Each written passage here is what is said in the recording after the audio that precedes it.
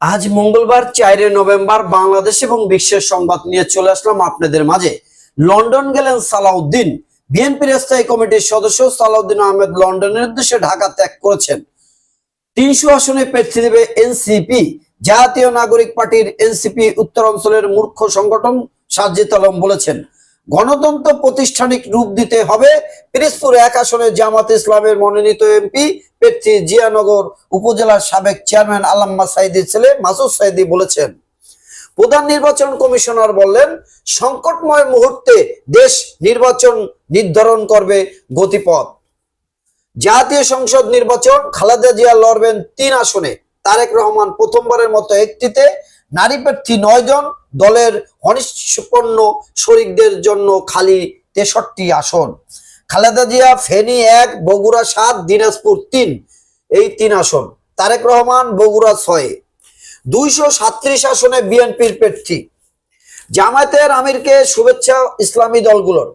Doctor Shafiqur Rahman তৃতীয়বারের মতো জামাত ইসলামের আমির নির্বাচিত হওয়ায় শুভেচ্ছা অভিনন্দন জানিয়েছে দুটি রাজনৈতিক দল। গতকাল ইসলামী আন্দোলন বাংলাদেশ আমির পীর চরমনাই মুফতি সৈয়দ মোহাম্মদ রেজাউল করিম ও জমিয়তে উলামায়ে ইসলামের বাংলাদেশ সভাপতি মাওলানা ইতিহাস গড়ার প্রথম মামদানি। আজ নিউ ইয়র্ক সিটির মেয়র নির্বাচন। ডেমোক্রেটিক পার্টির প্রার্থী হিসেবে দলীয় মনোনয়নপত্র জোহরান মামদানি 34 বিরুদ্ধে লড়ছেন। স্বতন্ত্র প্রার্থী দলীয় মনোনয়ন লাভে ব্যর্থ। নিউ ইয়র্কের সাবেক ডেমোক্র্যাট গভর্নর এন্ড কুমো। বিএনপির প্রার্থী ঘোষণা কেন্দ্র করে ভাঙচুর, সড়ক অবরোধ।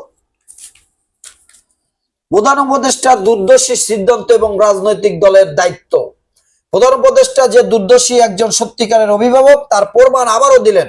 গণভোট, জুলাই সনদ, পিআর পদ্ধতি এবং আরপিও সংশোধন নিয়ে যখন রাজনৈতিক দলগুলো বিভক্ত, তারা যখন পরস্পরের বিরুদ্ধে সোচ্চার, একে অন্যের বিরুদ্ধে কাদা ছোড়াছড়িতে লিপ্ত, তখন দেশের রাজনীতিতে নতুন করে উত্তেজনা এবং অনিশ্চয়তার কালো মেঘ। নির্বাচন শেষ পর্যন্ত হবে কিনা তা নিয়ে জনমনে সংশয়। দেশের ভবিষ্যৎ নিয়ে মানুষের মধ্যে হতাশা বাড়ছে।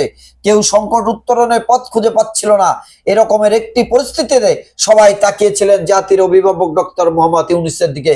গতকাল সকালে প্রধান উপদেষ্টা জুলাই সনদ বাস্তবায়ন এবং গণভোট নিয়ে সৃষ্ট রাজনৈতিক সংকট নিরসনের একদম স্পষ্টভাবে ভাষণ দিয়ে বলেছেন, নির্বাচন ঘিরে অর্থনৈতিক চাপ আরো বাড়বে। নির্বাচিত সরকার এলে নির্বাচন কর্মসংস্কার গতি বাড়বে। এতে দেশের অর্থনৈতিক চাপ ধীরে ধীরে কমে আসবে। বিতর্কমুক্ত সংবিধান গড়ার চ্যালেঞ্জ।